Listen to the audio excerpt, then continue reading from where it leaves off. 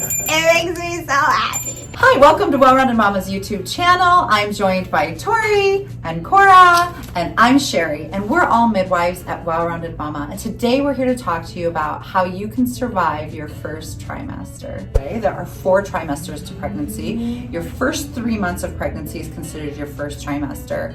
And what we find as midwives is we get to see our clients right away, but a lot of women in general aren't seeing physicians till after 10 weeks. And by then, hopefully you're kind of moving in the right direction of whether you have something such as fatigue, morning sickness, and morning sickness can be so bad that it turns into something like hyperemesis, which just means you can't keep anything down. You're really sick, you need IVs and nourishment. So we thought we'd give you some tips and tricks. So there are 4 different reasons why an individual would feel sick. The big one is your hormones are changing. As your HCG increases, your body sometimes doesn't like that as much, and that's kind of a visceral response to that. A lot of times you get in this cycle of not eating because you're nauseous, and then you have like low blood sugar, glucose problems, and then that makes you more nauseous, and some nutritional deficiency because baby's taking what they need and you're not getting what you need. And then the last reason is because your digestive system takes the biggest hit during your pregnancy. And so a lot of women get something that we would deem as like a sluggish liver, which means your liver and your kidneys are working really hard. That's why that affects your immune system. It's why you're considered immune compromised. It's why you feel nauseous, potentially. Let's also talk about fatigue while we're doing this, if that's fair. Fatigue goes hand in hand. Even if you don't feel nauseous, you're definitely gonna feel tired. But again, that's hormones. And so sometimes we'll talk to our clients if they want to do a liquid vitamin B. That can help a little bit with energy, but that's all about the whole folate, folic acid. If you would like to see a video where we kind of talk about how your body processes folate versus folic acid and why your B vitamins play such a crucial role in your pregnancy, ask us down below if you'd like to see a video on it, because that is an entire different topic. However, we do want to mention, just because we're saying how to survive your first trimester, if you're feeling fatigued, some liquid vitamin B can help. And you know what else helps? Naps. Naps are life. Naps are friends. Treat yourself like a toddler. Take a toddler. When you start to get cranky, just put yourself to bed. Yeah, this is a good thing to tell your partner. If I start getting cranky, either feed me or put me to bed. Yeah. So let's tackle hormones first. Why do you start feeling better once you get outside of your first trimester? Well, your placenta gets bigger. It kind of takes over controlling those hormones. And so you start to feel better that HCG isn't bothering you as much. And it releases all of these feel-good hormones. Is there a way to safely regulate hormones in pregnancy? Cora? I love quizzing you.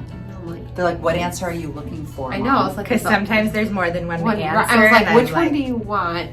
Well, there's some supplements you can take that will help you with those balancing your hormones. Anything usually herbs are, as long as you know what herbs to look for. Yeah, so I safe. think whether you're working with a midwife who is experienced in herbs or you're seeing an herbalist, they can direct you in that perfect direction. And so I brought over here to the side of me some herbs I'll bring over and talk about. We have a local company, again, called Herbally Grounded. We're really big fans of their products. Most of them are pretty pregnancy safe. They are all glycerin based for those individuals who are avoiding the alcohol or don't like the taste of the alcohol because they're pretty potent. They do have apple cider vinegar in there, which gives you just a little bit of a kick. However, this is one that we recommend a lot of our clients take. It's called Balance. Angela Harris is the one who formulated all of these products, and she has like 4 different hormone balancers. This one specifically is safe for pregnancy, and it's because when she made it for teenagers. It's safe enough for youth, so it's safe enough for a pregnant woman. If you can get in front of the nausea and take the Balance, that can help, right? I think that's some of the problem, is the chicken or the egg, right? And so sometimes you wait too long to introduce supplements or food that'll help you. And so remember, being proactive about this stuff is really important. And so yes, there are herbs that you can safely take that help balance your hormones. Tori, talk to us a little bit about what women could do for that low blood sugar. Well, obviously eating and staying on top of your eating, because even though you feel nauseous and sick and you don't want to eat, you need that food, you need that nutrients, you need that glucose that is in whatever you're eating. So whether you're doing an electrolyte drink, anything that you can keep down is kind of our rule of thumb with pregnancy, but making sure that your protein is good. A lot of my moms do like coconut waters and I would say like little snacks, like almonds are perfect because they are high in protein and they're just they're usually pretty tasteless. It has always been rumored that saltine crackers are like the saving grace, right? So let's talk for just a minute about why a carbohydrate or something that was super lightweight, why that's not. Now, again, what Tori said, we agree with 100%. If you find something you can eat during your first trimester, we're all about that. I can't tell you how many clients call us and are like, I can just eat French fries. And we're like, awesome. Eat the French fries. The problem with eating that is you get a spike in your glucose and you're gonna feel bad later. And so it's really a temporary fix to a more permanent problem. And so if you can find a protein-based food product, whether that be vegetable, meat, nut, if you can choose something that is protein-based, that's better. And so what I usually recommend is I start clients on just keeping grapes on their nightside table. Because instead of a saltine cracker, you've got that sodium, which is good in a saltine cracker, but you've got that empty carb in there, which doesn't really offer a lot of nutritional value. Whereas a grape just spikes your sugar like a little bit to make you feel a little better. The two things we know that a pregnant woman needs is she needs to increase her protein, she needs to increase her fluid intake. Those two things have to happen. Eat a lot of chicken nuggets, you guys. Midwives chicken are always nuggies. Like, do what we say and not what we do. I'm like Baby Yoda. I'm like, chicken nuggies. Yeah, so making sure you kind of up that glucose. I'll talk about liver since that's my favorite thing. It's my thing. It's your thing. Getting on top of your digestive system is hard. And so your problem solving tip is milk thistle and sometimes dandelion. Together, they're magic. However, I lived on that with my pregnancy with Charlie. if you do straight up milk thistle, that's probably your best in your first trimester because your dandelion is a diuretic. So if you're already dehydrated, you don't want to add to that dehydration with the dandelion. However, the dandelion does help flush your body of the extra retained water. And so that can help, but ideally doing a straight up milk thistle is going to help. To me, my second big recommend is ginger. I'm not talking like Verner's ginger ale. I'm talking like That's my favorite. real legit ginger. Whether you eat that in a candy, there's some candies that we I always love have up ginger front. The ginger chews are, we love them if that's too much for you doing a tea. So you've got your digestive herbs, which is like catnip, fennel, chamomile, and then what were we, oh, ginger. If any of those sound like unappealing or not something that you want to do, you could always get a tea and then just make a very mild tea, add a little bit of honey to it. Yeah, just get some and loose sip on herbs that. and Yep. make your own Because tea. remember, herbal tea counts towards What do you hydration. think? And when it comes to the nutritional deficiencies that Tori mentioned as well, again, it's just choosing what type of food that you're getting in your diet. And so doing a protein smoothie Yeah, a good one. isn't like, smoothie. it's not an ideal protein. However, it's better than no Not. protein. Yeah. And I should mention here that some women do turn to cannabis to give them an appetite. If you're seeing a midwife or somebody who knows how much is too much or how to take that, I highly recommend having somebody who's knowledgeable in that because cannabis can be certainly something that's utilized to We'll help make a women video get on an that. appetite. Should we We've make a made video on like that? 6 videos on cannabis use in pregnancy and we've squashed all of them. Such a hard topic. It really is a hard topic, although I think it is a really important topic. We've just never made a video we felt really good about releasing. However, that's one example of a time that cannabis can really help. If I've got somebody in my office and she has no appetite, she's not eating, sometimes that'll take away that nausea and give you an appetite. The last thing I thought Cora could touch on is how to utilize aromatherapy. You can even get ginger as an essential oil or spearmint or peppermint. Those are the 2 big ones. And even if you have like a diffuser, you can diffuse those out into your house. I've had moms that have headaches, and even if you put like a little bit of like lotion or like coconut oil, you put like a little bit of like peppermint or spearmint oil, rubbing that on your temples, just smelling that, rubbing that will really help you. Essential oils are one of those things that's nice from a standpoint of there's going to be smells that put you off.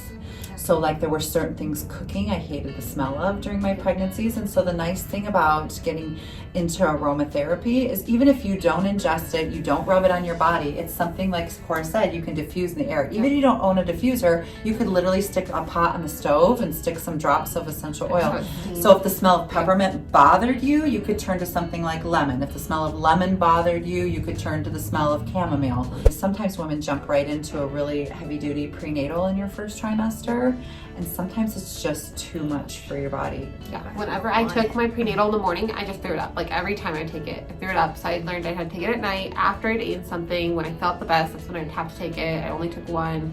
Maybe they could just turn to like a gummy prenatal or a kid's prenatal, and that's fine. That's totally fine in your first trimester. If you're so sick, you can't keep anything down, it's actually worse than not taking a prenatal. Yeah. Well, and I think there's a big difference between like your synthetics and your whole food based prenatal. Beautiful. Some of those synthetic like irons, they constipate you and you don't make you feel backed up, and now you feel even more yucky. If you can get on like a whole food based prenatal, that's probably gonna sit a lot better with your stomach. And you actually brought up an amazing point, and that is if you aren't regular, you are going to feel sick. Yeah. And so if you aren't getting fiber And in if your you have diet, a sluggish liver and now you're more constipated, Yeah. it's a vicious cycle. It's It really really rough. I did chia seeds. Like if I chia seeds. Yeah, I love chia seeds. Yeah. It's like a fiber commercial over here. I know, we're like a fiber commercial. So what I thought we would end on is kind of sharing how we got through our pregnancies on a personal level. Man, Riker's pregnancy, cake. Didn't throw up, didn't feel nauseous, nothing. Charlie, I literally went to BJ's with Sherry, Adam, and some of her other kids. I threw up noodles out my nose. Noodles out my freaking nose. I was really dependent on milk thistle, and I also got polyhydramnios, so I just kind of stayed on milk thistle and dandelion my whole pregnancy with her. I did switch to a gummy prenatal. I found a methylated gummy vitamin. I snacked on protein. What was your favorite protein snack? I like chicken.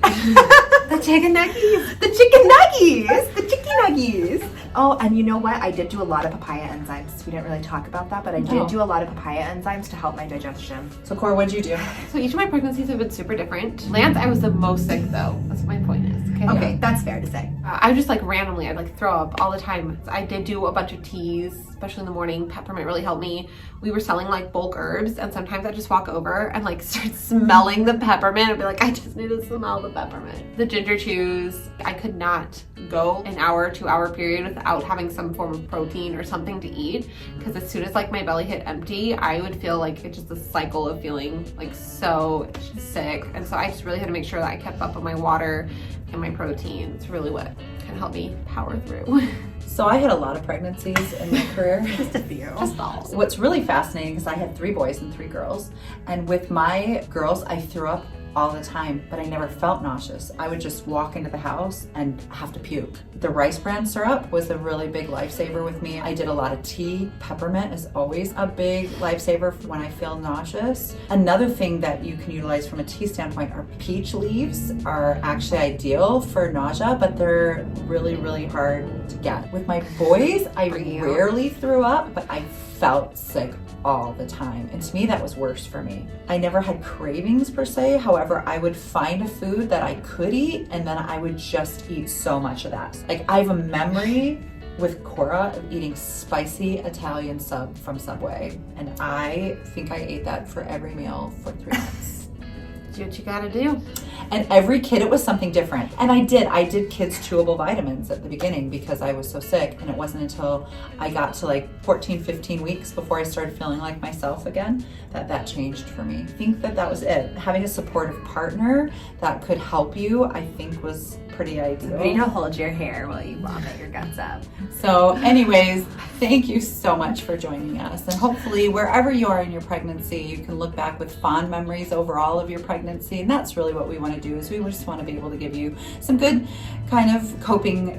I keep wanting to say tips and tricks, but then every time I go back and watch that video, I'm like, I can't go watch the bloopers video. You should go watch the blooper video because that is like, honestly now my it's a favorite. trigger for me. So I planked on Sherry's head.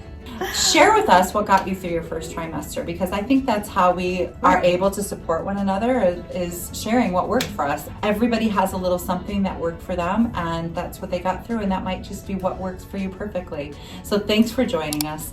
Like, subscribe, ring the bell.